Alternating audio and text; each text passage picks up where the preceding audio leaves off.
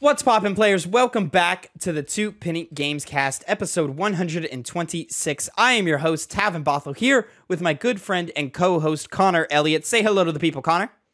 Hi. Hello, hello. So, ladies and gentlemen, if you didn't know, every week, me and Connor, we come to you with the new news you need to know. We each bring to you two topics, two pennies, if you will, concerning the video game industry, and we give you our 2 cents on them. You can catch us every week at Monday, 8 a.m. Central Time, youtube.com/2pennygamescast, and mainstream podcast services of your choice, Spotify, Google Podcast, Apple Podcast, SoundCloud, etc. You can also find us live over at twitch.tv/2pennygames. Specifically, every Tuesday, our good buddy Phil, who will be joining us a little later, will be going live, usually with like some Batman Arkham Asylum or whatever he's playing for Game Club at the moment. And excuse me, every Tuesday up at youtube.com/2pennygamescast. I'm sorry, youtube.com/2pennygames. There is a hype breakout from our live streams that Phil edits down and makes it a little more bite-sized for you to enjoy in all of that. Right now, we're working our way through Kingdom Hearts 2, so enjoy all of that. Last week, did we review something last week, Connor? I don't remember. I don't think we did. No, I think the last thing we reviewed was Pokemon it's our spoiler cast for God of War Ragnarok. Our Game Club spoiler cast for the month of December is live right now. Go check that out. It's me, it's Connor, it's Phil reviewing God of War Ragnarok, ranking them amongst The Last of Us Part 1, amongst Resident Evil 4, amongst Portal. Go check that out right now. That's live right now. Alongside that is the breakout TikTok review. You can find us at TikTok 2 Penny Games for Connor and Phil's perspective on God of War Ragnarok. Since I took the lead on the main review, we gave them an opportunity to give their full thoughts and opinions and reviews on Ragnarok within the spoiler cast, but that's broken down, edited as a YouTube short and on TikTok right now. At the end of this episode, I will be reviewing the Callisto Protocol, but if you just want to jump right to it, there is a breakout review of the Callisto Protocol on the channel live right now. Next week, we will be reviewing Midnight's Marvel Suns, so make sure you come back for that. I think that's all of the housekeeping. I know it was a big block of stuff right there. So, Connor, let's drop some pennies on them. Let's get into our first topic of the day. I just realized we didn't assign pennies or topics, so I'm taking this first one because I think it's fun. But I sent it. But I brought it up in the chat. I said it was happening. The only reason I didn't send it is because I was driving home. I'm home for the holidays. You know what I'm saying? That's true. Yeah, that's drive safe, people. Don't read news articles and drive. Just text your friends and drive. What? So, pulling from a Verge article by Tom Warren, the FTC is suing Microsoft to block its Activision Blizzard purchase. The FTC has filed a legal challenge to try and block Microsoft's plan to buy Activision Blizzard for $68.7 billion, according to a press release from the regulator. The lawsuit was filed today being Thursday, after weeks of back and forth between Microsoft, Sony, and regulators over competition concerns and the future of Call of Duty. The FTC argues that the acquisition would quote, enable Microsoft to suppress competitors to its Xbox gaming consoles and its rapidly growing subscription content and cloud gaming business. You can read the FTC's redacted complaint. The vote from the FTC commissioners today means Microsoft now faces significant hurdles to getting its Activision Blizzard deal complete. Regulators in the UK and EU are also scrutinizing the deal closely, despite Microsoft's repeated attempts to appease regulators. Quote, Microsoft has already shown that it can and will withhold content from its gaming rivals, Holly Vidova, director of FTC's Bureau of Competition, said in a statement. Quote, today, we seek to stop Microsoft from gaining control over a leading independent game studio and using it to harm competition in multiple dynamic and fast-growing gaming markets. We continue to believe that this deal will expand competition and create more... Am I reading this right? God damn it. Quote, we continue to believe that this deal will expand competition and create more opportunities for gamers and gaming developers. Brad Smith, Microsoft's vice president chair and vice chair and president, said in a statement to The Verge, quote, "We have been committed since day one to addressing competition concerns, including by offering earlier this week proposed concessions to the FTC. While we believed in giving peace a chance, we have complete confidence in our case and welcome the opportunity to present our case in court." The company's corporate vice president and communications, Frank X. Shaw, also tweeted a link to a document titled, quote, "Get the Facts, How Microsoft is Committed to Growing Gaming Communities." In a letter to Activision Blizzard employees, CEO Bobby Kotick told staff that he wants to, quote, "reinforce my confidence that the acquisition will close." Quote, "The allegation to this deal is anti-competitive, doesn't align with the facts, and we believe we'll win this challenge," he said. The company also posted an internal email penned by Jeb Boatman, Activision's SVP of Litigation, Regulatory, and Public Policy Law, outlining its position on the deal. Microsoft offered Sony a 10-year deal on the new Call of Duty game last month, but Sony has yet to accept the offer. A similar deal was agreed upon between Nintendo and Valve, though it could see Call of Duty heading to Nintendo consoles if the Activision Blizzard is approved. And then to follow up on that last part, Phil Spencer himself tweeted, Microsoft, this was Wednesday, I believe, Microsoft has entered into a 10-year commitment to bring Call of Duty to Nintendo. Following the merger of Microsoft and Activision Blizzard King, Microsoft is committed to helping bring more games and more people however they choose to play. I'm also pleased to confirm that Microsoft has committed to continue to offer Call of Duty on Steam simultaneously to Xbox after we have closed the merger with Activision Blizzard King.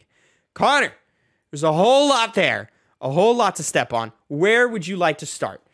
Call of Duty on Switch and Valve, or this FTC stuff? I think the FTC is definitely the bigger news that's hitting right now because it's one of the biggest pieces of video game news that we've gotten in the past, couple of years has been them acquiring Activision Blizzard. Yeah. So it was always in the realm of possibility for the government to step in and try and prevent there from being a monopoly. Both of us kind of thought that it wasn't going to happen, that it was just going to be, deal's going to go through, everything's going to be fine. Not anymore. So I think when the actual lawsuit gets brung to court and everything's laid out in the open, I have a feeling Microsoft is going to be coming out on top. But at the same time, that's not a given because they will be acquiring a big amount of the games industry with Activision Blizzard, which will hurt Sony in the long run. Now, Sony is claiming that it's going to really mess them up. I think it's kind of obvious to say that they're going to be just fine if this deal goes through. And they're obviously, still offering it on Steam, a big way that people play video games. They're looking to do it to Nintendo. So it's not like the brands on Activision Blizzard's, IP list are just going to be impossible to get unless you have an Xbox or an Xbox, any kind of Xbox system. It's still very accessible to the wider public. So, and not to mention we have all the issues with Activision Blizzard that aren't going away on their own with the current management running things. So it would be in the better interest of that as well to just pass it on to a company like this. There's some pros and cons to it, though, because admittedly, with all that being said, they would be acquiring a lot, which gives you some good reason for the government to think maybe this isn't the best thing to let go through. It's now more of a wait-and-see thing than it ever was, because this was a done deal as far as we all thought. Well, now it's getting a little spicy. Mm-hmm. I'm with you on a lot of that. There's a lot of complexity to this story. There's a lot of fascinating little layers to it. Mm-hmm.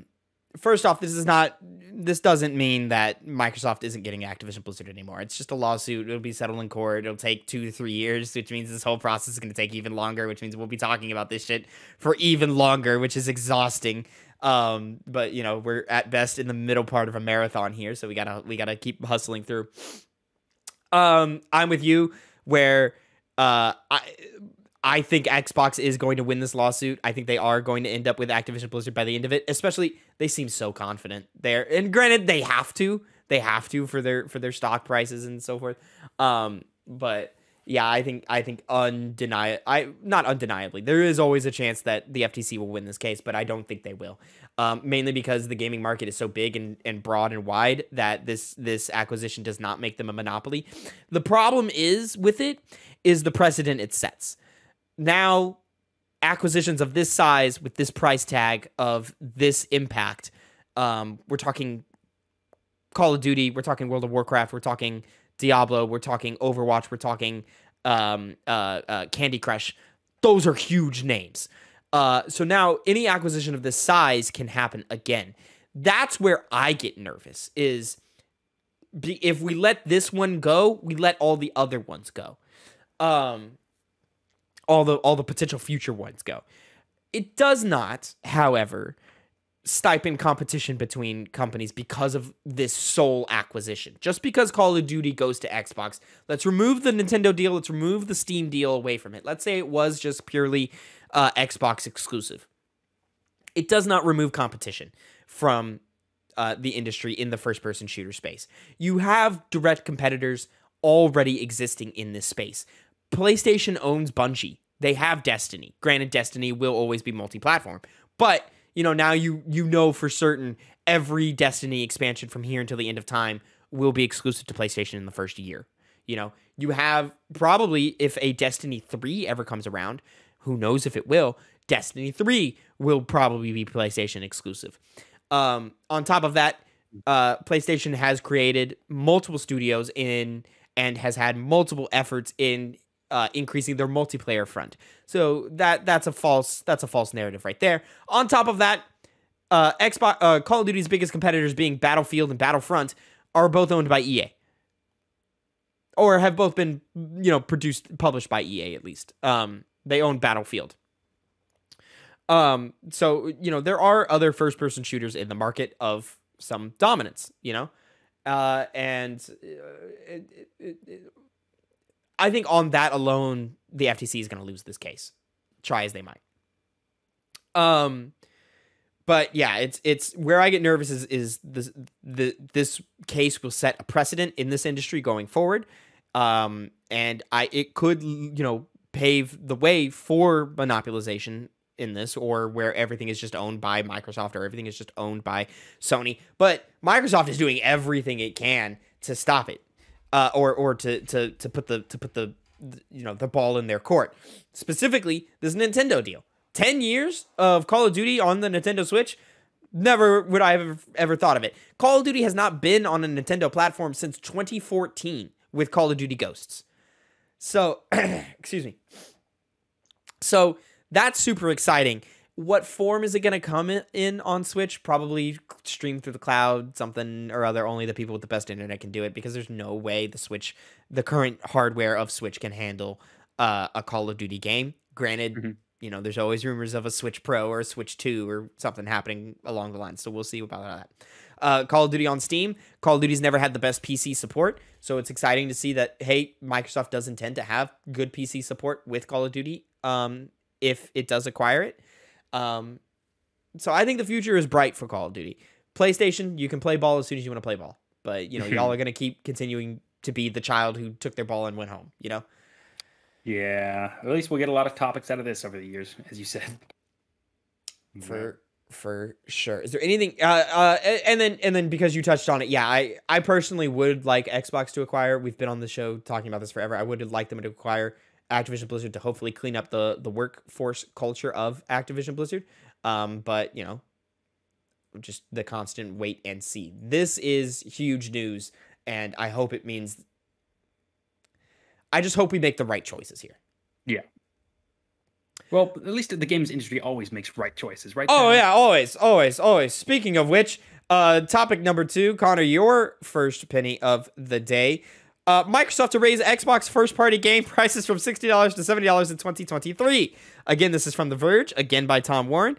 Microsoft is increasing the prices of its upcoming first-party Xbox games next month. From 2023 onward, new full-priced games from Xbox game studios like Redfall, Starfield, Forza Motorsport will be priced at $69.99 instead of the usual $59.99. That's US dollars.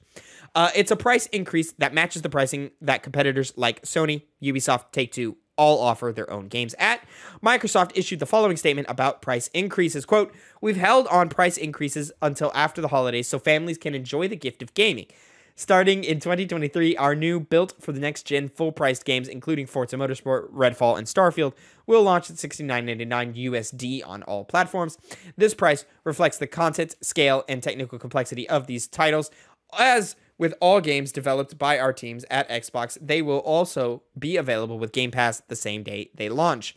Microsoft's price bump to its upcoming Xbox Game Studios titles isn't entirely unsurprising. The era of the $70 game quickly emerged as current-gen consoles launched 2 years ago, with Sony offering its own PS5 games priced between $49.99 and $69.99. Microsoft has been focused on offering its own games at launch on Xbox Game Pass, and it has also maintained the price of its subscription offerings too. Microsoft Gaming CEO Phil Spencer previously hinted that price increases would come after the holidays. Did we talk about this on the show when this story? We did? Okay. Mm-hmm. So just to finish that out, quote, we've held price on our console. We've held price on games in our subscription. I don't think we'll be able to do that forever. I do think at some point we'll have to raise some prices on certain things, but going into the holiday, we thought it was really important that we maintain prices that we have. So if you've been paying attention, if you've been listening to the show, and if you've been following us along with stuff like this, not entirely surprising, pretty expected. It sucks.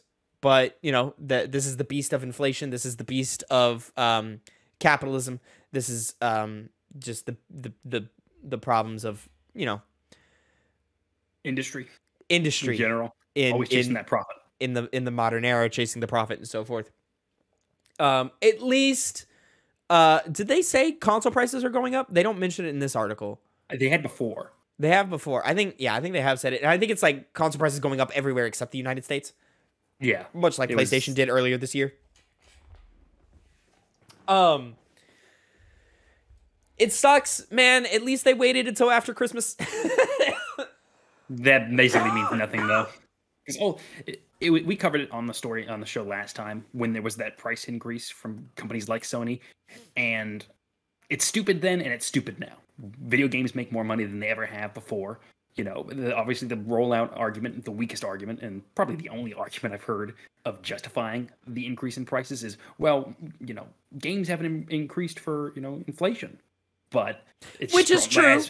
It's true, but it's a non-issue because the video game industry has blown up to a greater proportion than we ever expected. It makes more money than movies, makes more money than television shows. It makes ridiculous amounts of money. So Pokemon alone is the single highest grossing intellectual property in the world. And that's just happened recently. Wow, no, it's been that way for a minute. The recent Pokemon? Pokemon in general has been the most profitable IP. Granted, you're talking cards, you're talking cartoons, you're talking music, so Pokemon, bad example. But video games are the most profitable industry in the world right now. Yeah, so that it kind of makes that argument fall by the wayside in comparison because they don't need to do this. It is the profit. They're also the most, to be fair, they're also the most expensive thing to produce. Like, they're more expensive than music. It's more expensive than movies. It's more expensive, obviously, than books and everything. Like, it takes a lot of money to produce these video games, especially on the AAA scale. And the biggest thing about that is salaries. If price increases like this lead to salary increases for our workers or better working conditions for our workers, then I'm more than okay for that. What I'm not okay with is big time billionaire CEOs getting a fatter paycheck at the end of the year. That I'm not okay with. Your check is already fat enough. They don't think that way, apparently. Huh? They don't think that way, apparently. Yeah, they never think that way. I mean, at least Game Pass is staying the same rate. I expect it will go up eventually, as all things do. But, this just makes Game Pass more appealing. But the story is not, okay, go get Game Pass. The story is, oh, we're losing ground here. Or the ground has been lost. We've lost last year what was it? No, 2 years ago, there was a debate on should this happen. Sony, EA, all these other companies, they said, yeah, no, this is happening. And now we're just kind of left to pick up the pieces of that. Yep. But, Connor, Stupid. I mentioned work culture improving. So let's use that and move into our next topic, our third topic of the day, your second penny. Diablo 4 devs describe mismanagement crunch. This is from Brendan Sinclair over at gamesindustry.biz.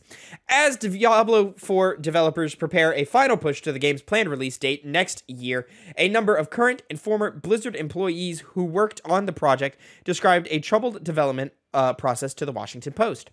The Post published an article based on discussions with 15 current or former Blizzard employees. While the current plan is for the game to release June 6th, they said it has already been pushed back multiple times, and even meeting this date is likely to require significant crunching. While Activision Blizzard is not mandating crunch, it is incentivizing it with perks some developers describe as paltry. Those perks range from $25 in DoorDash credit for people working more than 10 hours a day to a stock bonus plan where developers who finish the game and stay with the company for at least a year after can get anywhere from $5,000 for entry-level employees to $50,000 for senior-level developers in stock if performance targets are met. Employees blamed poor management for the crunch and repeatedly shifting release date.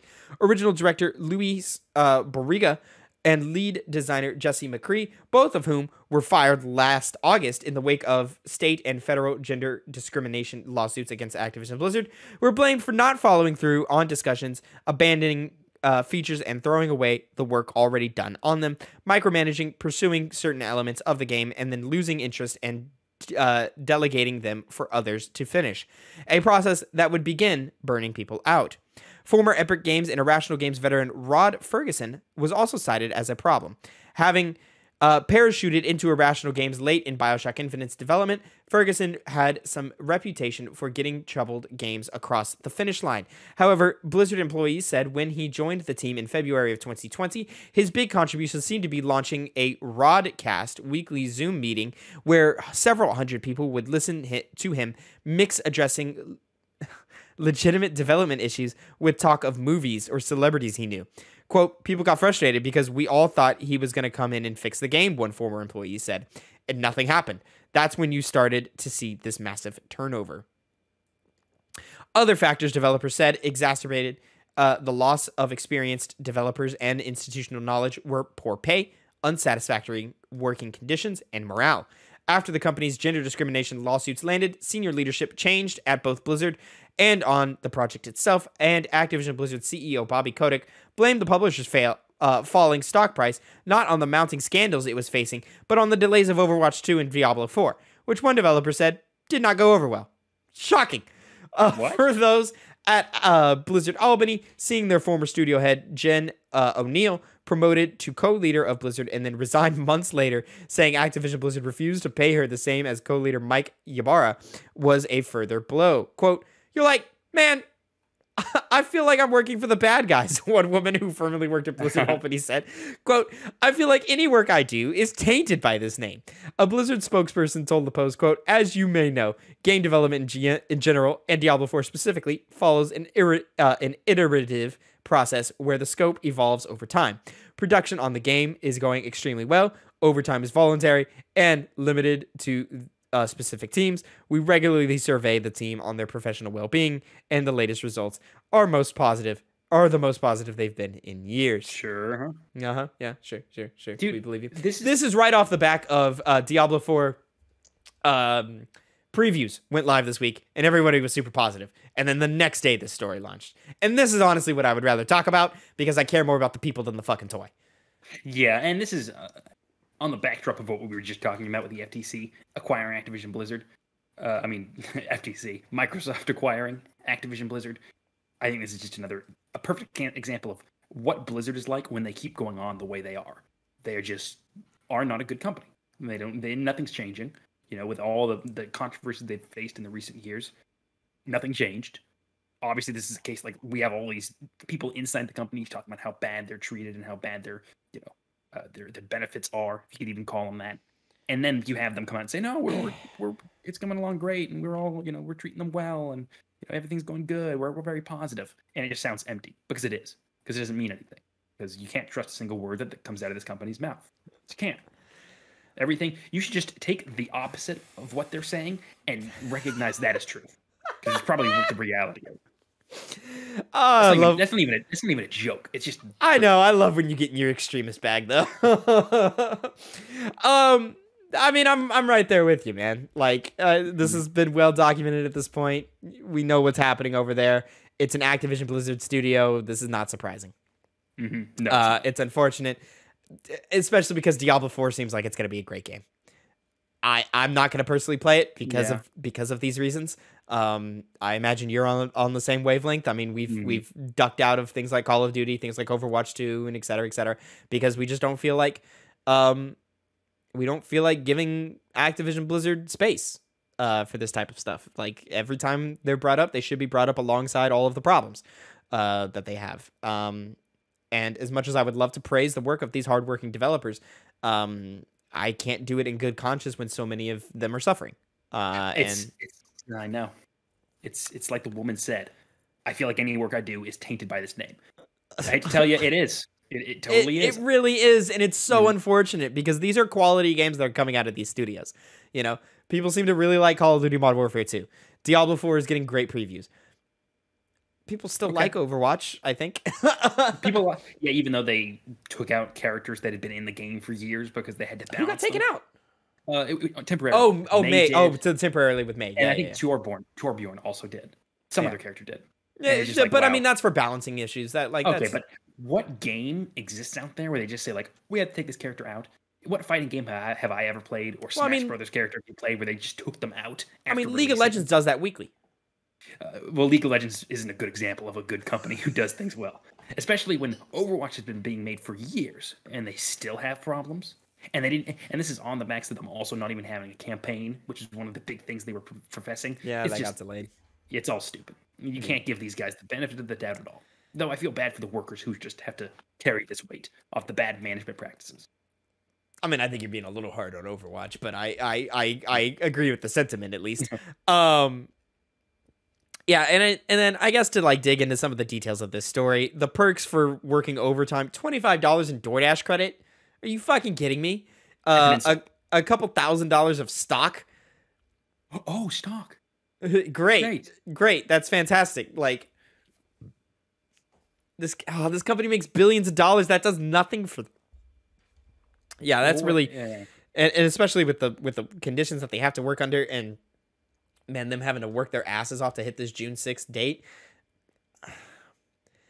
I'd much rather you delay the game, you know? And let's be honest, we knew Diablo 4 got announced way early because they needed some good press, and this would have given them good press, but we all saw through that, and yeah, it's just, man, it hurts me to have to talk about this every week. Yeah, but we got it. We can't not. Yeah, for sure. Connor, anything else we need to add to the story before we move on to the Game Awards? No, I'm just looking at the people who. Okay, there's Jesse McCreary and there's Louis Barriga. All right, I'm gonna remember those names, those faces, I should say, because they're part of the problem.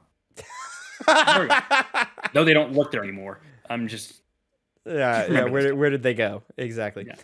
All right, well, then moving on to our fourth topic of the day and the final one, let's go ahead and bring Phil in here, and we're going to go ahead and review ourselves some Game Awards. Say hello to the people, Phil. I don't feel like it. Okay, goddamn. Well, thanks for joining us. Hey, guys. Thanks for joining us for our final topic here, our final penny. So, yeah, the Game Awards. Drink. We all sat down. We watched them. We had ourselves a nice little watch party back at the house. And it was, I think, just generally a good time. I think we'll go ahead and start this topic off with just general thoughts, review, just general thoughts of the Game Awards. Connor, what did you think about this year's Game Awards? I thought it was good. You know, it was a little bit longer than they had advertised prior to it showing up. Not by too much. It was around 3 hours long, if I'm remembering correctly. Yeah. Not factoring in the pre-show. But despite that, it was a good length. The reveals there were good. Some of them I definitely didn't expect. They got me very hyped up. The awards themselves, the handing out them, a lot of the entries, I generally agree with all of them. You know, obviously there's a few here and there that I'm like, that shouldn't have won it. But for the most part, I was like, yeah, this good award show. One of the best ones they've done. Yeah, I'm right alongside there with you. I think the pace is better than it's been in years. I think this is probably the best one since 2018. which is probably still my favorite because that's the year that they had the Sean Layden, they had Reggie, they had Phil Spencer all on the same stage together and being like, hey, video games are great. Like, and I just felt culturally 2018 was very nice. But this one I think was super solid. I think they had a good amount of people there. I don't think there was too much focus on like the Hollywood element other than like Al Pacino, which was weird. Al Pacino? Yeah. And Halsey showing up, but Halsey had a song for Diablo 4, so that's fine. Yeah. But yeah, and I thought all the musical performances were fantastic. I didn't think the advertisements. Shout out to Flute Guy. I didn't think any of the advertisements went on too long or too crazy. I remember last year it felt like there was like a solid 15-minute chunk of just advertisements, and we saw Live Your Truth ads or like, you know, stop smoking ads like 7 times. I think we saw maybe 2 this time around. I only remember seeing 1. Yeah, I only remember 1, so I'm just giving room for a second one. So yeah, I think overall it was much better paced. I liked the rate at which they were giving awards out. I liked that we saw people give speeches and so forth. I liked a lot of the game reveals. Some, you know, there were some really surprising ones that I wasn't expecting to see that we'll get into in a minute. And overall, like, if this is the blueprint, if this is the structure that we're going with going forward, I think the Game Awards can only improve from here, especially in years where there's going to be more interesting reveals. Because I think, as excited I was for several reveals, I don't think there was a lot of super interesting ones. You know, there wasn't, you know, on the level of Joker from Persona coming to Smash. There wasn't, you know, any crazy gameplay demos. Like, even last year, we got a really good demo for Hellblade: Senua's Sacrifice. Is that what it's called? No, that was the first one. What is the new one called? I don't remember. Yeah, the new Hellblade, we got a really good demo for last year. The Xbox Series X was revealed in 2020 or whatever. So you know, this year we were a little lighter on super cool reveals, but we still had some pretty cool ones in there. And I think just as a structure, as a show, as a thing that you're putting on, I think this is one of the better ones that we've had in a while. Phil. Yeah, I do think this is definitely my favorite one that I've seen so far. I only really started watching the Game Awards in 2020. Mm-hmm. So yeah, I only really have experience from I guess 3 including this one. So far this is my favorite. And even then I didn't get to watch 2021 live, so I just like skipped through all the bad stuff. Or the stuff that was like unimportant in my eyes. Yeah. But yeah, I was super psyched at a few of the reviews that we'll get into later. I was overall happy with all the award, all the winners. I thought it was really. I mean, I'm sure we'll talk about it later, but Christopher Judge really ate everyone's time up. Yeah, it was a long one. It was a long one. And what's funny is like that speech would have been fine if he just didn't take such long pauses. He just kept pausing and like gathering his thoughts. And I was like, did you not think you were gonna win, bro? Like you were top 2 and not 2. Humble. Like, come on. He's a humble guy. Yeah. So, but you know, no disrespect to him. He always seems like a really nice guy, and he always kicks ass when he's been kicking ass as Kratos. At least. I know. So yeah, there's that. He gave 8 more people Steam Decks, so shout out to them. Yeah, right. Because they were giving Steam Decks out every minute of the Game Awards, and I didn't get one. He went on for like 8. Well, I think you had to like do something for it. You had to watch on Steam. Ah, okay. We didn't do that. Nope. But yeah, overall it was a lot of fun. Now, if you are a frequent listener of the podcast, especially in recent years, we like to do a little game in the background of the Game Awards where we predict winners, we predict reveals, we predict announcements, and then we score our points on after that. We're not going to go too in-depth over the breakdowns of the points and so forth, because there's a whole episode a few weeks ago where you can get all of that information right there and handy. Yep. It was a good episode, too. We got a little heated, got a little debates going on. It was fun. So, overall, Phil, congratulations. You took the gold this year. You had the most accurate predictions, and you just scored real high. None of your like announcement predictions came true, but yeah, I would have gotten points. But they released the Last of Us trailer 2 days before, so yeah, they didn't do it at the Game Awards, which shocked me. And then but in terms of the categories, you had the more accurate category count. So your point count is at 34. Connor took second place at 33. You had the only thing that you had from your like predictions from reveals is that they announced the From Software game, Armored Core. And then other than that, you were trailing behind for a long period of time. I want to say, yeah, I was. Up until like the last 15 minutes. He was it was like the last quarter of the show. Because there was for some of the smaller awards, they just did them in bunches. So there was here's 5 things right there. And I want to say about 3/4 of the way through the show, when they started doing that, Connor started racking points up real fast. The smaller categories. Yeah, and so he had caught up because he was like 10 points behind us at one point. Me and Phil were neck and neck pretty much the whole time up until right at the end. And then I took third at 31, which I believe is now my second year in a row taking last place. Loser. I know, You're a loser. But this was the tightest race that we've had between us, where last year Connor won and he had a sizable gap between me and Phil. And then Phil had a couple points ahead of me, and then I was in last. And then the first year that we had done this, I stomped Connor out. I don't even remember how many. I think it was like 14 points or something. A lot. We've all won. Yeah, we've all won. Yeah, so and I would have won again too if it wasn't for EA. Next year, it's my damn Make turn. your game. Make the game. Get Dreadful about that. So EA did show up with a couple of things. A lot of it was just EA original stuff that they were like, hey, here's something new that we're producing and putting out and stuff. I was kind of surprised not to see Haze Light up there. I was kind of surprised not to see Dragon Age up there. Mass Effect, I'm not super shocked. I was hoping for Mass Effect, but obviously like I wasn't like betting the farm on it. Kojima announcing Death Stranding 2, not the most surprising thing. I'm shocked it's Death Stranding 2 before it's whatever this horror game is that he's got in development with Xbox, I assume. But yeah, I'll take more Death Stranding, sure, even though I didn't finish the first one. You didn't finish. I was gonna say you didn't finish the first one. I put 50 hours into that game, man. Like, what do you? Yeah, beat it. Stop fucking around. Gamer.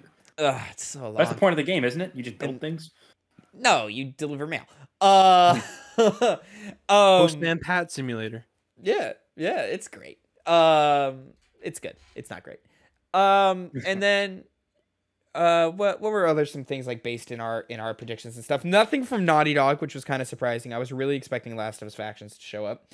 Honestly, I'm surprised that like this close to the movie release, there was nothing about the Avatar game that we saw at the D23.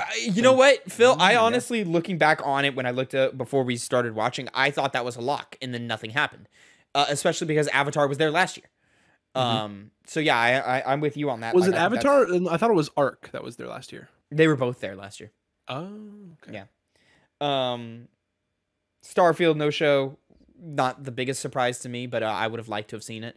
Avowed, where the fuck is Avowed? It's nowhere. We were shown that game, or that game was announced over 2 years ago, and we haven't seen it since. Like, where the hell is that game? Like, what's happening? I mean, since then, Obsidian has put out Grounded. They've put out Pentiment this year. They announced Outer Worlds 2. But where's Avowed? Like, that's the one that both me and Connor are super, super interested in and want to see. So, I'll never get it. Surprising that didn't show up. We did get Jedi Survivor gameplay. They announced ahead of time that Jedi Survivor was happening, but by the time we did our predictions, that announcement didn't happen yet. So that was an easy 3 points for me. I thought Jedi Survivor looks great. I think it looks dope. I think it's got way more focus, it's got way more intention, and it's way more ambitious than Jedi Fallen Order. And I think there's a chance that we're getting the definitive Star Wars game in this one. Hopefully, fingers crossed. So I'm really, really excited about it. I'm not excited about it coming out literally a week before Resident Evil 4, Resident Evil, yeah. Yeah, it's Resident Evil 4 and Jedi Survivor come out a week apart from each other. I'm not excited for that. Really wish I would have had more time to breathe with both of those games, but it is what it is. One of those going on the backlog for me. I don't know which one, though. I'm probably reaching for Star Wars before Resident Evil. I mean, I'm reaching for Resident Evil before I'm reaching for Star Wars, but which might be surprising because I'm a huge Star Wars fan, but I think mechanically Resident Evil 4 it plays more to my tastes. Connor, I don't know where you're gonna go for that. I think you feel. I don't know. I think you feel equally about those two things. I do. I really don't know. I might have to just do a coin flip at that point. Yeah. For you, Tavin, it makes sense though because you've been really excited for this Resident Evil 4 remake. It's been like I think Resident Evil 4 is gonna be the greatest horror game of all time. Connor, I mean, I might be jumping the gun, but yeah. If you watched any of that fucking reveal that was on for like the Resident Evil showcase, he was like stroking himself under the desk, dude. Like, I was losing it, man. I'm surprised you couldn't hear it. It didn't get picked up on the mic. I guess you hear it. Didn't pay close enough attention. Yeah, my reaction to that is dope. I love that. I'm gonna play Jedi first because I think there's gonna be spoiler content there. Whereas Resident Evil 4, I know what happens. That's fair. Fair enough. That's fair. That's fair. Yeah. And then from there, boys, where do we want to jump from there? We talked about Hades 2. I guess yeah. Let's keep it to game reveals right there. Hades 2. I think was Hades the biggest surprise of the night, probably. Because we didn't even know it was directly going to be Hades 2. We just thought it was going to be like some kind of spin-off using like, because I recognized the music. I was like, oh, this sounds like Hades. And then they mentioned Chronos. So I was like, then how that's the main character's father, or something like that. They said something like that. Chronos is the big three's dad. I know, but we don't know who this person that we're playing as is. Oh, it's the daughter of Zeus. Oh, okay. That's what was confirmed. I was confused because in the trailer he said he was coming for her father, who was Zeus. But then I saw other word that it was the brother of Zagreus, which I don't know how that would make sense. And then some people saying it was the daughter, and it was all over the place. The trailer led me to believe that it's the daughter of Zeus. I haven't rewatched the trailer. It led me to believe that it was a female lead, and then Zeus was your dad. Yeah. Why does she have the eye? I don't even know what you're talking about. The same eye as Zagreus, like that. Other Oh, is it the same one or is it vice versa? Like, is it? It looked like it. Did we get confirmation? Is this a prequel game or a sequel game or just another game? It might just be another. Oh, I think it might actually be a prequel because a lot of the characters that like seem to be the old heads of that universe seem to be more prevalent in this one. But that would probably just be of like, let's show you other characters. Other characters, yeah. Yeah. Okay, I could see that too. Although that was surprising that wasn't in the first game, so makes sense they're bringing them in for this one. Yeah. I was really shocked that it was just Hades 2. I thought it was going to be called like Chronos or something. Well, I saw a potential of Supergiant coming, but I was not. They always change it up. Their games are all different from each other. So for them to just do a sequel surprised me, or to just give us more Hades surprised me. Makes sense though. It does. Hades was such a big hit that they were like, yeah, we're just gonna give you more of that. Let's do that real quick. All right. I know they're doing the early access thing again. I'm waiting for full release. I'll probably also wait for full release. Yeah. Because I don't like the idea of just seeing a game like that early on. But I imagine we're probably going to get a pretty quick turnaround on that one because it's a lot of the same ideas and systems and mechanics. I'm sure they're going to change it up in their ways, and I'm sure the character we play as here will play differently than Zagreus. Yeah. I hope so. But you know, I mean, granted, I'll take more Hades, but I kind of want like a little bit more freshness. I want like a little bit like a new direction, you know. I think just the general. I mean, I could use like, you know how like that final realm in Hades kind of plays with the formula that you in the previous three. I'd like to see every realm play with the formula like that, but as far as like just general structure goes, I'm fine with it just being more Hades because I think new weapons, I think new characters, I think new story. I think that's enough to justify a full sequel. I'm not expecting a world of difference here, even if it's same three like general ideas and then the fourth one is different. Cool, that's fine too. Like I don't need this to be a big departure from the first one. I'm totally fine if it's, you know, another 30-hour adventure like this. And I think as long as the character writing is good, which it always is at Supergiant, and I think as long as that gameplay remains true, dope. I'm with it 100%. It's doing something really interesting. Pumped this off because it seems like this is the apparent take they're going to do with it. Chronos is the Titan of time, the Lord of Time in Greek mythology. Yeah. So they're going to redo that whole redo mechanic by him beating Chronos and be like, I'm going to rewind time so I can save myself, and that's how it's going to implement it. Interesting. If that's the way they are going to do it, it's a very interesting way to do it. And makes sense, considering it'd be kind of weird to do the same exact thing as before. Because you're not trying to get out of babies. That's pretty clever. Yeah. That would be clever. I like that because like Returnal, it gives like reason as to why it's happening. Whereas like I mean they gave reason as to why it's happening in Hades, the roguelike mechanic that is. But it's pretty like simple. Like it's like he just dies. It's like, hey, I'm a god, I can't die. Yeah. So or it's like he also like he can't escape. He has to come back, like type things. Like he is of the underworld. So like that's fine. Whereas like I don't remember what it was, but Returnal like gave like an in-depth explanation as to why you keep coming back to the planet and so forth. And then I would like that as well. But yeah, that was really exciting. What else was shown off? There was that game from the BioShock developer. Yes. Judas. And Judas, yeah. Looked cool. We didn't really get much in terms of gameplay. More of just like the cinematic trailer was really cool. Yeah, a cinematic trailer, kind of promising just more BioShock, but like with cooler art styles, probably a lot faster, probably a lot crazier. Crazy less so of like, hey, the lunatics are running the asylum, and more of like, hey man, there's gonna be some wacky shit in this game. So yeah, I'm cool to see more. I'm excited to see more from the Ken Levine game. I forget the studio name. Yeah, I just don't remember it. Dead Cells, it was announced in the pre-show, but Dead Cells is getting a Castlevania expansion. Cool. You're a little late to the party, Dead Cells. I don't think you have anybody's attention anymore, but always dope, of course. Diablo 4 got a cinematic trailer. Meh. Lords of the Fallen got a cinematic trailer. Cinematic trailers do nothing for me. Like, Go ahead. Well, unless you're like a story-based game where like you're hinting at something, or like and you're a sequel.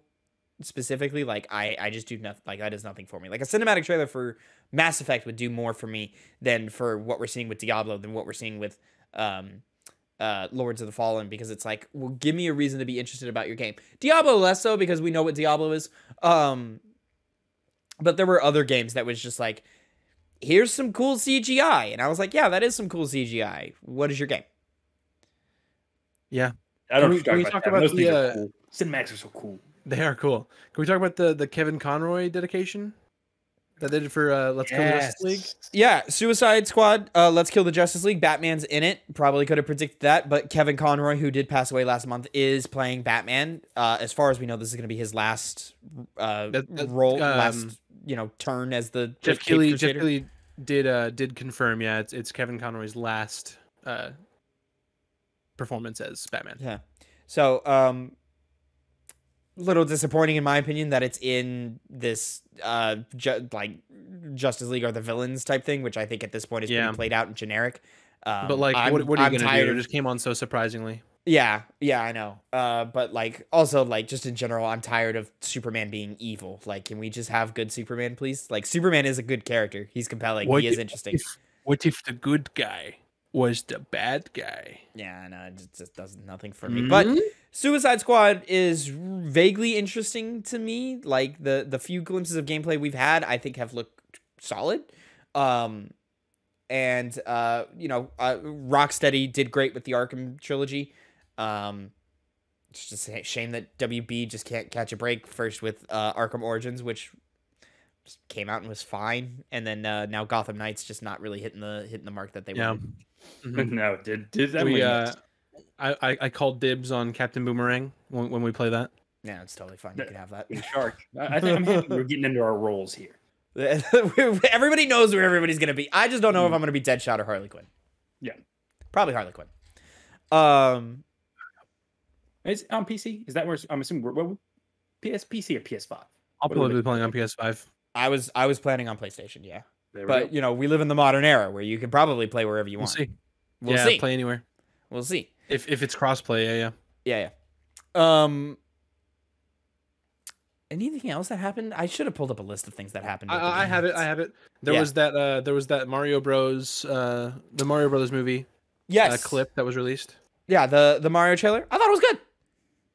Yeah, it was fun. Decent. It was fun. It was fast. I don't think we're getting like a cinematic masterpiece out of this, but you know, Yeah. I think we're in for a good time. Chris Pratt continues to be the weakest part of the movie.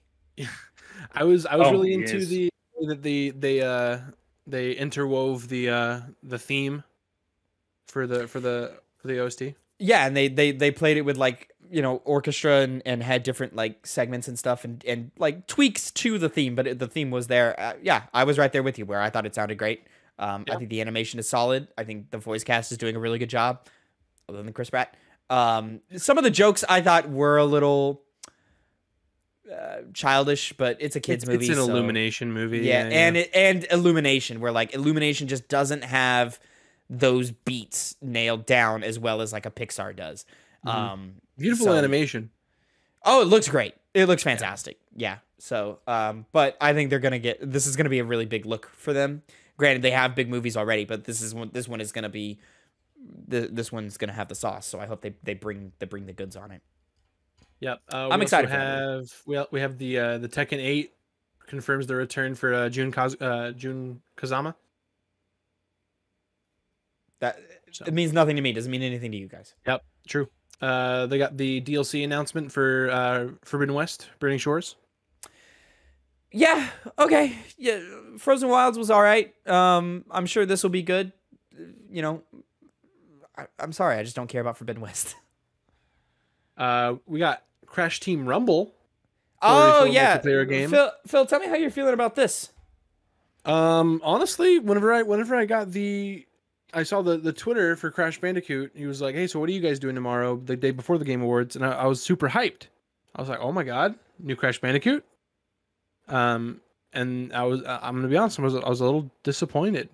It's not. I mean, it just I was expecting more. I mean, maybe not necessarily a mainline new release, but like maybe some kind of because they remade the original CTR for like the original Crash Team Racing.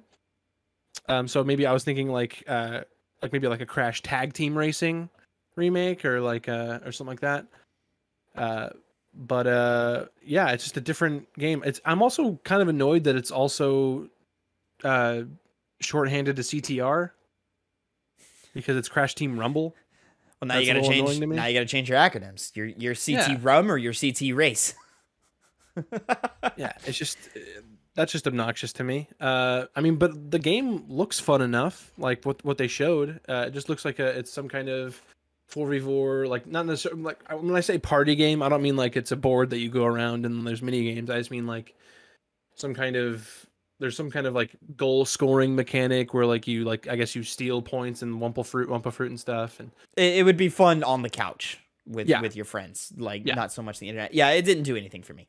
I don't think that design premise is gonna capture anybody's attention. Yeah. I was a little underwhelmed. Disappointed is the wrong word. Definitely just underwhelmed, I think. There's the Warhammer 40,000 Space Marine 2 gameplay. Yeah, looking forward to that. Honor, what do you think about that? Well, the first game played just so well. It was so fun, satisfying to wade through orcs and just, use a variety of weapons, both melee and ranged, to take them out. And this one just seems like a more refined experience. Not to mention, as a 40K fan, they've captured the setting perfectly again. I mean, they did a good time in the first one, but this seems even more impressive with better graphics. Because the old one could sometimes look, a little bit outdated to some people. I thought it looked pretty good, but this one definitely does not seem like an old-looking game. Yeah, So- I've never touched a Warhammer game in my life, so Yeah. I don't know anything about that. This is a very accessible one, so I'd recommend it. Though overall, that's because of I know what to expect for this because I played the first one. Yeah, But it's also wasn't yeah. maybe the best. it's also saying it's not coming out till 2024. So Was that they said? well, that's what it says Missed on that. here. Oh, Has confirmed it will be released in 2024. all right. Well, yeah, they didn't. It was kind of bare bones in terms of showing how games work because the camera angle was very strange from when they were fighting, which kind of because like you have a full control over it in the last game, and you usually have like a more of a top-down approach to it. But this one seemed to be coming at a lower angle, which was a little bit weird from a design choice. Obviously, I know it's just the way they wanted to do the cinematics, but it kind of came off weird when I was watching it. But Yeah. good looking game to me.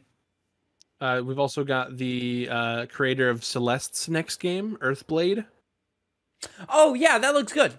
I played a good chunk of Celeste. I never beat it because I got distracted with something else. But Celeste is a great game. If it's not in our game club list, it will be very, very soon. I believe Celeste is. Yeah, Celeste is a phenomenal platformer, and what they showed off at the Game Awards, I thought looked great. I'm super excited to dive into that and get my hands on that, especially now that there's combat involved and so forth. I think that's a for sure. Yes, it is. You added it back in October. Awesome. Yeah, I think that's a instant must play. Yeah, it says here it's also not going to be released till 2024. Yeah, it says it's confirmed to be released in 2024. We've got the Bayonetta prequel game, Bayonetta Origins, Cereza and the Lost Demon. Yeah, that didn't do anything for me. I mean, it looks cute. That's about all I really have to say about it. Yeah, I just don't know about a game where you're not, at least a game like a series based in character action where you're not the thing doing the actions, you're doing summons to come and protect you. Mm-hmm. Maybe it'll be cool. Maybe it'll be interesting. Maybe it'll be just a cool game that, you know, Bayonetta fans can enjoy for lore reasons or story reasons and so forth. And then maybe, you know what, maybe it will be a game that like non-Bayonetta fans can jump into and have fun with, but it just didn't look super interesting to me. I didn't get to watch the trailer for it because I wasn't there watching it yet, but they're doing a Hellboy game. Yeah, that was in the pre-show. Cool art style. Nothing else really to say about that as of right now. It was mostly just Hellboy Web of Weird officially announced the Game Awards. It will be available PS5. The game is said to be a roguelite action adventure with an original story. Interesting. Is there any other big ones that we've missed so far? So let's just hit the big ones and then maybe talk about some awards and then we can. Yeah. How about that guy that crashed the fucking Game Awards? Let's get to that. Let's get to that later. Okay. The new Transformers game. Oh yeah, that had a really dope reveal where me and Phil literally joking. If you've seen the trailer, like, you know, you're Bumblebee and you get active, you like turned on and you look down and you see your hands, and both me and Phil went, "Oh, you're Bumblebee," like as a dumb joke, because I totally thought this was like some like aliens coming down, like or like some like angels and demons shit. I think this was the trailer that I like referenced Darksiders. Yeah, maybe. It was. Yeah, because it gave me that same like kind of tone and vibe, and so like we were like joking, "Oh, you're Bumblebee," and then it was Transformers, and we were like, "Oh shit, you actually are Bumblebee." Yeah, that cracked me up, dude. I was like, "What the fuck? It's actually fucking Transformers." It's just those hands are so iconic. Transformers is always an IP that I'm like I'd like to be interested in, but it's just never done it for me. Like, but I'm always interested in some Transformers.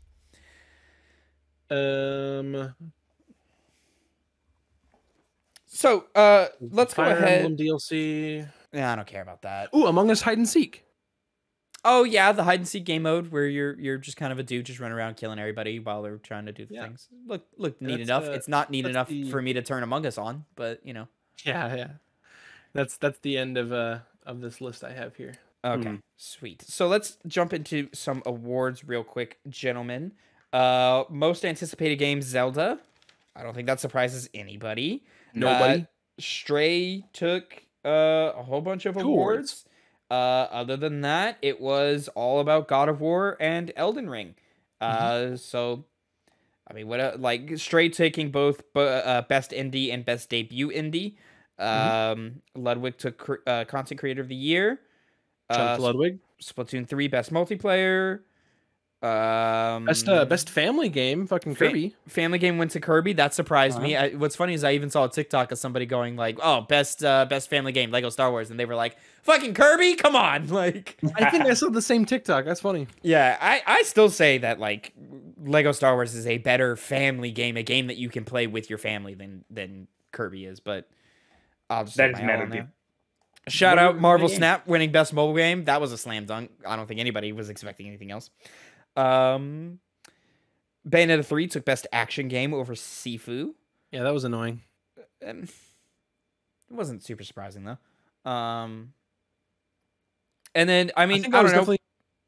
Sorry, I think I was definitely more annoyed by the player's choice going to Genshin rather than Sonic. Well, it's like I just don't. I don't understand why they did that this year. Of all the years to do that, why this one? Like, especially because it just has a bigger fan base. I mean, look how many people play Genshin as opposed to Sonic Frontiers, and it's there are bots going in for Sonic Frontier, which I thought the other thing would be the case. There are bots for Sonic Frontiers instead of Genshin. Yeah, there was bots. There was bots left all over the place. Yeah, but they said after they removed bots, I feel like Sonic Frontiers it seemingly had the chunk of that since that was the biggest competitor. Interesting. Yeah. And then from there it's just a coin toss of Elden Ring or God of War. God of War winning most of the awards, and then really losing the big two. So direction and Game of the Year. Yeah. Accessibility, audio, score, and narrative all went to God of War. Art style went to Elden Ring. Best performance to Christopher Judge, as we kind of touched on before. Yeah. I think we all agree, very, very, very well deserved. Speech went on a little long, but take your moment, I guess. And then the big two, game direction and game of the year, went to Elden Ring. And they just kind of back-to-back those for Miyazaki to run up on there. Again, well deserved. You can't go wrong with if it was Elden Ring or God of War. You couldn't go wrong there. If it was Stray, I was making jokes like leading up to it. I was like, if Stray wins Game of the Year, I quit this industry. Like I'm just gonna be a normal ass gamer who like plays Call of Duty and that's it. You would never. No, not even. No, I couldn't do it. But I would stop caring about being up on the latest releases. I'll play games on my fucking time. But yeah, Elden Ring, congratulations from Software for winning Game of the Year. That's back-to-back entries from Sekiro Shadows Die Twice to now Elden Ring. Your competition was a little stiffer this year than back in 2019, but congratulations nonetheless. And then there was that dumb fuck kid who just ran up and was doing some dumb bullshit. He gave the Game of the Year award to Bill Clinton. What the fuck? His fucking Orthodox rabbi. I saw a really fucking funny tweet that Bill Clinton won a game award before Call of Duty. Or before Xbox, rather. Oh my Jesus Christ. Yeah, and then it's come out later. Yeah, for those who don't know, if you didn't watch, some kid ran up behind Miyazaki for the Game Award. And once Miyazaki was done giving his speech, he jumped on the mic and nominated the award to his, what was it, Connor? Reformed Orthodox I want to nominate this award to my Reformed Orthodox Rabbi Bill Clinton. Thank you, everybody. My Reformed Orthodox Rabbi Bill Clinton. Yeah, so clearly just some shit poster or some 15-year-old kid going there to do a lol random meme and prank the Game Awards. Yeah, just some dude who just lives on the internet or whatever. Interesting thing, actually. He was it's such a small story comparatively. He was on a Blizzard stream where he came on to wearing a shirt saying "Free Hong Kong," and it caused some controversy. He was that kid who did that. No. Yeah. No, that was a competitor. Yeah, that was a competitor. No, this was a different thing. A different. It was a different situation. I don't know if it was on the same stream or not, but he just wore a shirt. Okay, I don't know that story then. I don't know about that one. Like I say, it was a small story. It's just funny to see that come back up because of this.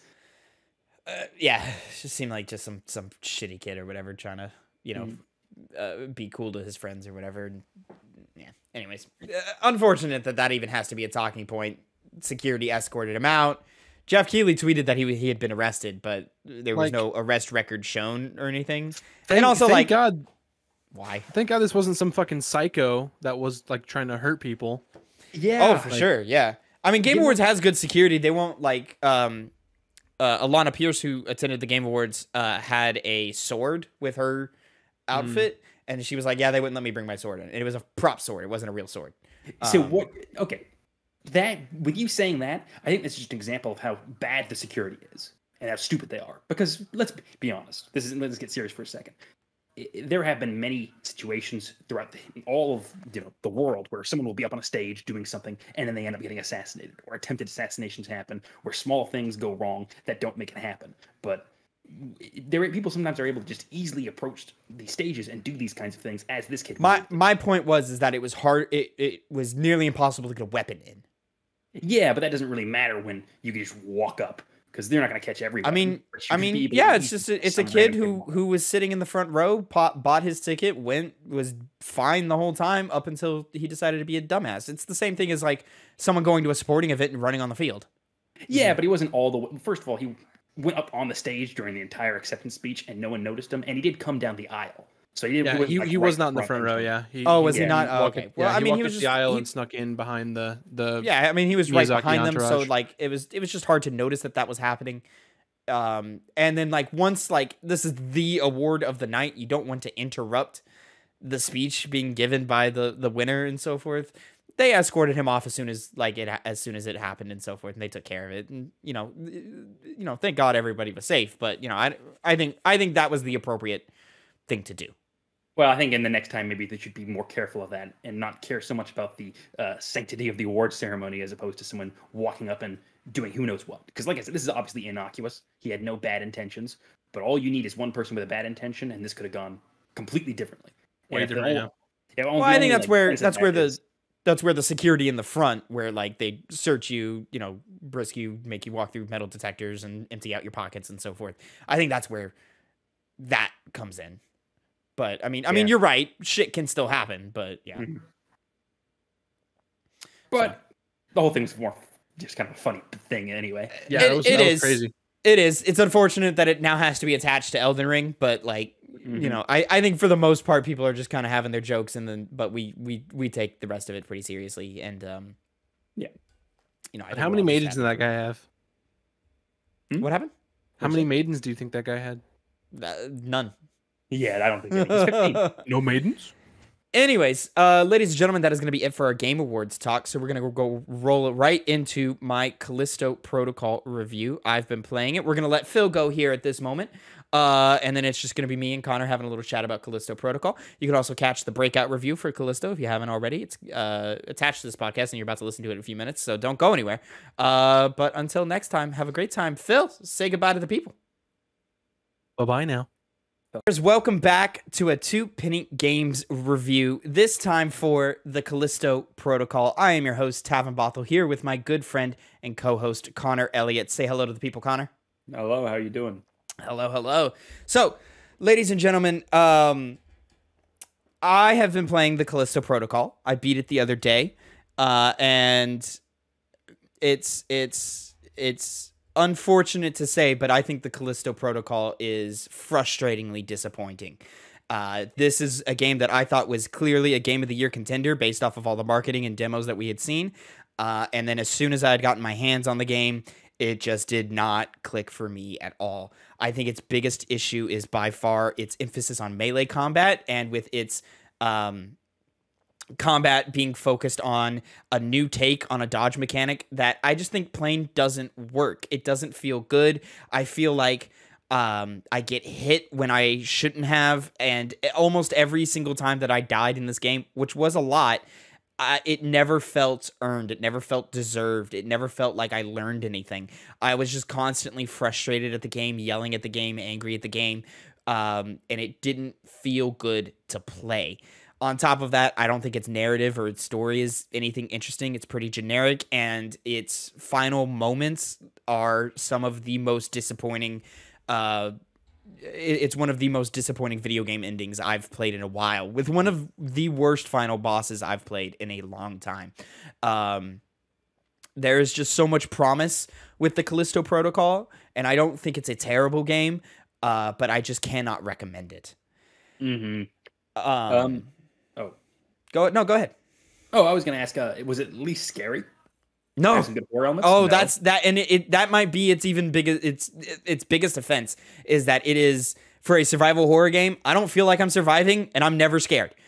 It's just its opening hours are so incredibly frustrating because they only give you their bare bones gameplay loop, which I don't think is fun or satisfying.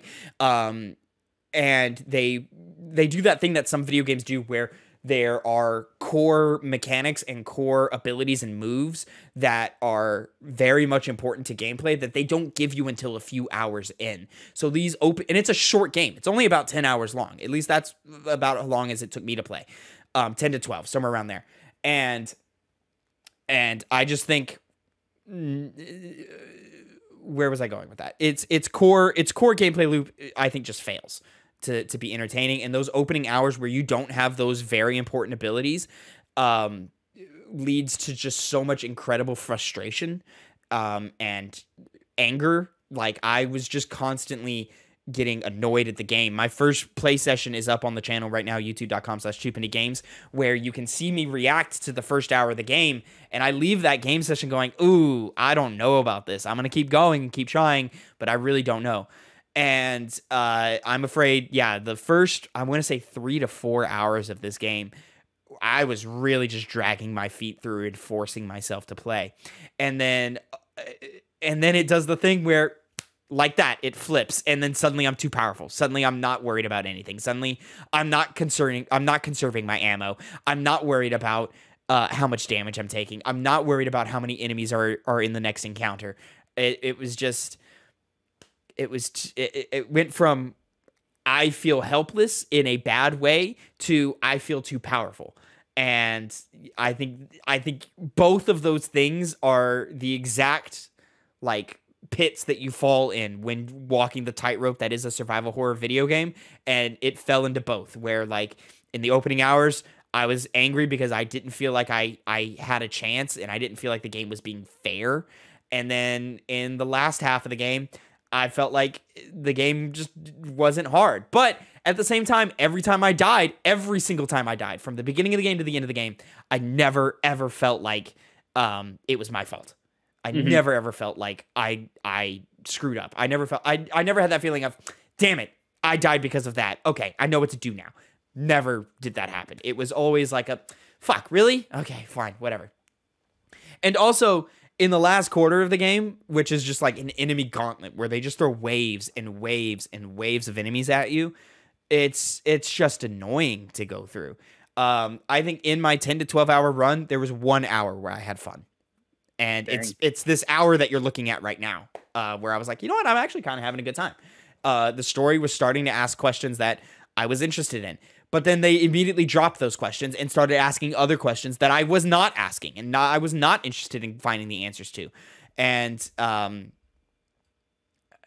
there is just nothing about this game that I think is fantastic, except for, I'll cut them some slack. The art design and the sound design are really good. Good. And the game looks really good. It's a really pretty game. But for all of that, all of the great looking visuals, all of the great sound design, the game fails to build any atmosphere or tension. Like, I'm never tense in this game. Connor, I was scared once. Yeah. Like, that's a problem, bro. And I'm not, like, particularly difficult to scare. Like, especially in video games. Like, I think you've seen it while playing Resident Evil 2, where I go, oh, fuck, and I pause the game and I have to catch my breath. Because I'm like, oh, shit. Like, oh, God, I need a second. Hold on. Never once happened in this game. Never once happened in this game. There was one time where one jump scare got me, and I went, oh, okay. And that was it. Now, granted, this is Dead Space. Like, it's clearly, like, trying to be Dead Space. It's from the Dead Space creators. It's from Glenn Schofield, who created Dead Space and founded Dead Space, and this is striking distance first game. But from Dead Space veterans, I expect more from this. And granted, Dead Space is not the scariest game of all time. It's more focused on jump scares and, you know, like, getting you that quick pop of, like, oh, or, like, you know, just the grossing you out with its gore, which this game does do. It is disgusting in all the right ways. But I feel like this is incredibly derivative of what Dead Space did over a decade ago. And it just didn't scratch my itch. And honestly, it made me more excited for the Dead Space remake, which I was not super excited for. I was going to play it. I was interested in playing it. But now it's like, oh, well, you didn't scratch my itch. So now I am excited to literally just get that experience again. And then, yeah, like, I mean, on top of that, man, like, I don't even know where to go. With the, where was I? There was a note that I had in my head that I was just fuck it. I'll just move on. Its enemy designs, I think, are super generic and basic and boring. Also, there's not enough diversity in the enemy designs. Almost all of them are defeated and handled the exact same way, where, and this goes to my problems with the combat, where probably over 50% of the combat is probably 3/4 of the combat is focused on its melee systems, and not its shooting systems, which really disappointed me because you marketed this game to be a Dead Space successor, to the point to where you recreated the shoot the limbs off thing in the game with the shoot the tentacles, which is in the trailers and in the gameplay demo. Like, that is what you were marketing. You were marketing Dead Space, and this is not Dead Space. And the melee combat, I think, just fails across the board, where it's bare bones basic, where it's dodge, dodge, dodge, okay, hit, hit, hit, now wait for them, dodge, dodge, dodge, hit, hit, hit, rinse and repeat the entire game. Every single enemy, with the exception of a few types. And it's dodge mechanic, Connor, easily the worst I've ever seen, where it's not based off of like a button press, or this is what you're seeing on screen. That's the one enemy type where I'm like, oh, okay, this is actually interesting and different. Okay. Because they can like go invisible and cloak, and you know, they crawl on the walls and are spider-like and so forth. But you just run away from them, and then they just charge you, and you shoot them while they're charging you. That's it. Like, that's all you have to do. I never really felt like I was low on ammo until the end of the game, where they were throwing waves upon waves of enemies at me, but I never was struggling, you know? Like, I was never like, fuck, I have 2 bullets left. I was constantly like, oh, do I have enough bullets for this encounter? Oh, I do. Okay. And then go ahead. Was the dodge mechanic even worse than Resident Evil 3's? Yes. Yes. Oh, by far, yes. So it's not like normal dodge mechanics where you like press a button or you move to the side and press a button or something like that. It is entirely based on the stick. You are 100% dodging with the stick. It's almost like fighting games, where you just have to push the stick to the left or to the right to dodge a hit. And then most enemies always hit you at least twice. So just don't repeat that same direction. So don't hold left twice. Go left and then go right for those 2 hits and then attack them. Sometimes they only attack you once. Sometimes they attack you 3 times. There are a couple of enemies that attack you like up to 5 times. But also, like, just the way that the mechanics work, and because they work in that way, only one enemy can attack you at a time. Oh, yeah. Like, only one. So, like, you are in a room of, like, sometimes up to 5 enemies, and you only have to worry about one at a time. And honestly, the game is easier when they're throwing more enemies at you, because you just dodge those first few moves, and then you're hitting, but your hits are carrying across and hitting all of them. So now it's fucking up the timing, and the AI doesn't know how to counteract this. So now you're just swinging as much as you want, and then just occasionally having to dodge when one figures out that it needs to attack you. And yeah, and they open the game by saying there is no timing window for the dodges, which I guess is true, but I think that's a lie, because there's a trophy for getting 5 perfect dodges. I got 2. Like, throughout my entire course of the game, I got 2 perfect dodges. And I don't even know how to do a perfect dodge. Like, it doesn't make sense to me. I sat back and tried for about 20 minutes. I kept reloading a checkpoint with one enemy, trying to get this perfect dodge trophy. And I just couldn't get it. Like, it just wouldn't happen. And I don't know how to do it.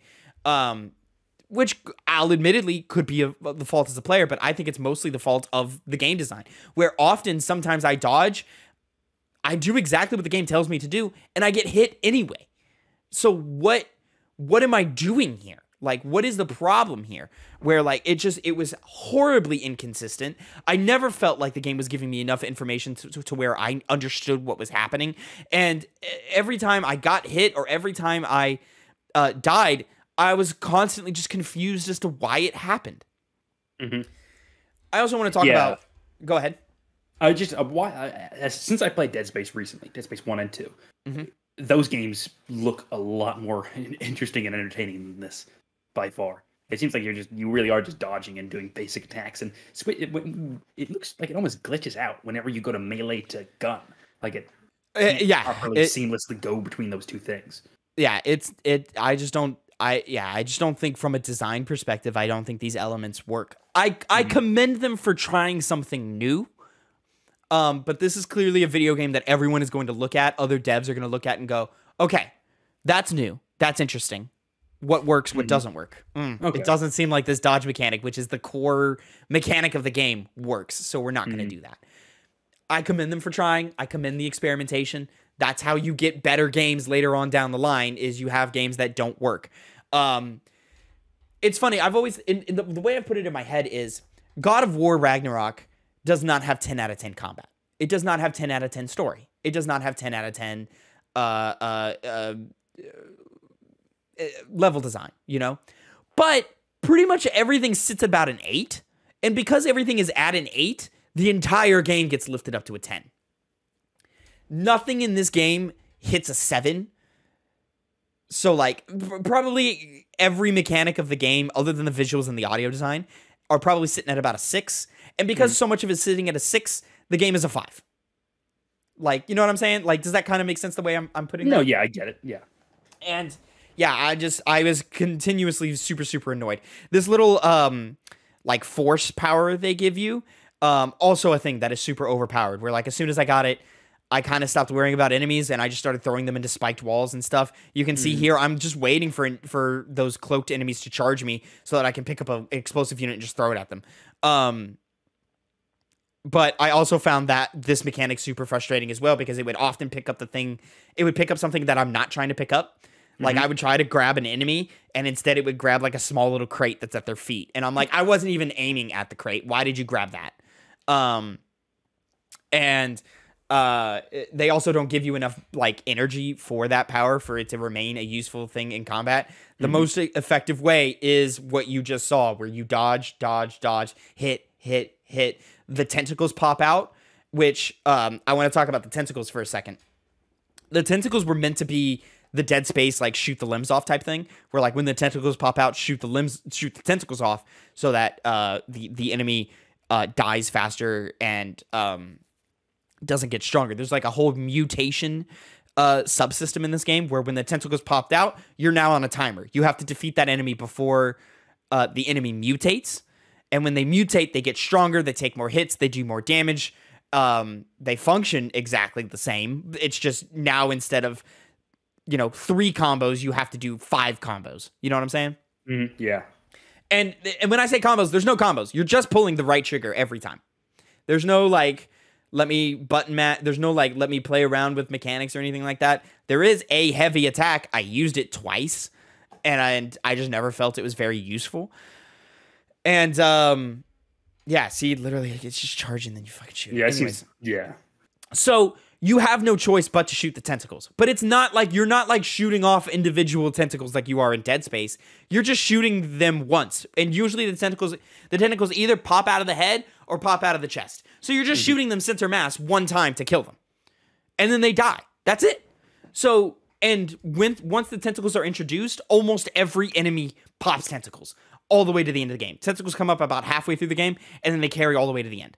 And Not that's as fun pretty much... Not as fun as what?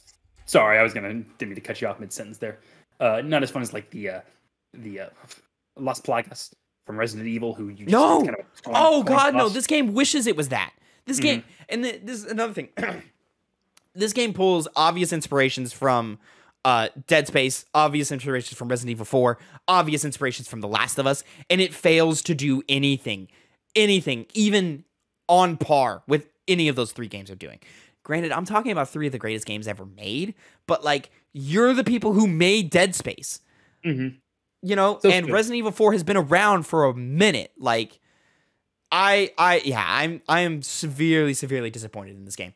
And to just put a final note on the thing with the tentacles is like that zeroed in my gameplay experience to the same thing every time. Dodge, hit. Tentacles pop, shoot the tentacles, stomp on them to make sure they don't come back to life. That was it. That was my experience for 5 hours of this game. It was monotonous. It was boring. It was just repetitive in the worst ways. Video games are inherently repetitive, but this is the type of repetition that we talk about as a negative, where we just go, I feel like I'm doing the same thing over and over again, and I don't feel like I'm being challenged. And this, now we're going to get into something super nitpicky that I think only I'm going to complain about, in the ways that only Tavin Bothel complains about things. So right now in the gameplay footage you're seeing the cool suit that is advertised in the game. You know, this is the suit he's wearing on the main cover of the game. This is what he's just been marketed as in the suit. Which admittedly the suit is a cool design. I like the suit. You start the game you get thrown into prison. And so you start in a prison jumpsuit. And I was really, really frustrated early on because I didn't have a lot of health and I didn't have a lot of inventory space. Side note, one of the worst inventory systems in video games ever. Oh, really? Yes. You have to carry money, ammo, and health all within 6 slots. And every slot is equated to each other. So 12 bullets equals 1 med kit, which equals $100. Or an item that you will sell for $100. Like, what? And an item you will sell for $100 equates to the same amount of space as an item you will sell for $1,000. Huh? Like, Resident Evil. You want to be Resident Evil. They do this so much better than what you're doing. I also found the menus terribly confusing and annoying. I got lost a lot, which is weird for a game that is so linear, that I just kept getting lost and not knowing where to go. Also, you know, there's not a lot of emphasis to explore. I never felt like going down, you know, secondary, tertiary hallways did anything for me. I often felt like they were just dead ends every time. Not even a fucking audio log. Like, there was just nothing. Like, and I was just like, so why am I doing this? So back to my nitpick. So I'm really frustrated early on because I don't have enough inventory space and I don't have enough health. So I'm dying fast and I can't carry the things that I want to carry with me. Which is classic survival horror, but this is like restricting into the way to where it's now bad. Like, you've gone too far. You get this suit probably about hour 3 or 4 into the game, and it doubles your health and doubles your inventory. And you get the suit just because you need the suit to go outside. So you didn't earn the suit. You didn't earn the health upgrade. You didn't earn the inventory upgrade. They just gave it to you. So you were intentionally making those early hours frustrating so that I, as the player, would feel relieved when you gave me these things, but I didn't feel like I earned these things. You know, in Resident Evil 2, for example, you have to explore to get inventory upgrades. And they're minimal. They're small. They're pieced out. You get two inventory spaces at a time, so your space goes from 6 to, like, 18. And, you know, so that feels good to, like, be like, oh, because I went out of my way to find this inventory upgrade, now I'm stronger, now I'm better, now I can carry more ammo, and I can carry another gun, and I can carry more health. This game, it's just you hit the point in the story, and they go, here you go. That's not rewarding. That's frustrating. It did the opposite, where instead of me going, oh, thank God, now I can carry more items, now I have more health, it did the opposite of, why the fuck did you make me suffer through the first 3 hours of this game? Your game is 10 hours long. You don't have time for me to be frustrated. And you spent the first 3 to 4 being painfully frustrating. And even if I had fun to the end of the game from that point, almost half of your game annoyed the shit out of me. That doesn't justify, you know, giving me the power and making me feel powerful later on, because you made me feel, you just annoyed me early on. You know what I'm saying? Yeah. Yeah, it's just a lack of satisfaction that this game seems to bring. You know, it's pretty level. 100%. And I think the story is just super generic and forgettable and boring. It answered questions I wasn't asking. I already said the final boss is awful, and the final boss really is awful. It sucks. It's really bad. And the literally, like, the last half hour of this game, I would have rather just not played it. Right. And so, yeah, I'm so disappointed because for all year I was saying Callisto Protocol is going to be a Game of the Year contender, and it is literally, of all the games I've played this year, this is my least favorite game I've played this year. Like, you couldn't beat Stray, bro. I had a better time with Stray. Like, it's not the worst game I've played this year. Like, I touched Soul Hackers 2. Soul Hackers 2 is a wannabe Persona 5, and it's just not, with none of the charm, none of the fun, none of the cool characters or performances or writing or anything. So that game kind of sucks. This game, like, had the tee up to be great, and it dropped the ball. You won't be replaying this game then. No, I will not be replaying this game. And this was the thing where like I was looking at the trophies, and like the trophy list is honestly pretty good. It's a pretty good trophy list. There's a trophy for playing the game on the hardest difficulty, which is a garbage trophy, but fine, whatever. There was a glitch happening in the early days of this game where if you just played the game on whatever difficulty you wanted, beat the final boss, and then switched it to hard and walked the 10 feet to the end of the game, you would pop the trophy. Literally the day I beat the game, they patched that out. Which just seems appropriate for just a sour taste in my mouth for this type of game. Like, I was literally texting you guys. I was like, I'm not having a good time, but if this difficulty trophy works, I might play on easy, and I might, you know, turn on some accessibility options and just get all the collectibles and finish my time. No, I refuse. And yeah, oh man, I so badly wanted this game to be dope, and it's just not. And yeah. Oh god, that's what makes it hurt even more, is that I really wanted it to be something special, and it's painful. It's really, really painful. Connor, any other questions you have for Callisto Protocol? Anything that I, you know, maybe failed to mention or maybe didn't explain well enough, or just a question you had in general about it? I think you touched on it pretty well. Seems like not many positive things to say about this game. Yeah, this game hurt me, and it was unfortunate that it just didn't do it for me. Yeah. Ladies and gentlemen, that is going to be it for your Callisto Protocol review. Catch us next week for Phil's Marvel's Midnight Suns review dropping on the channel. This review is also going to be attached to our 2 Penny Gamescast, which goes live every Monday at 8 a.m. Central Time. YouTube.com/2pennygames and mainstream podcast services of your choice. My name is Tavin. I reviewed the Callisto Protocol. I can say that. This has been Connor. Until next time, have a great time. Connor, say goodbye to the people. Goodbye.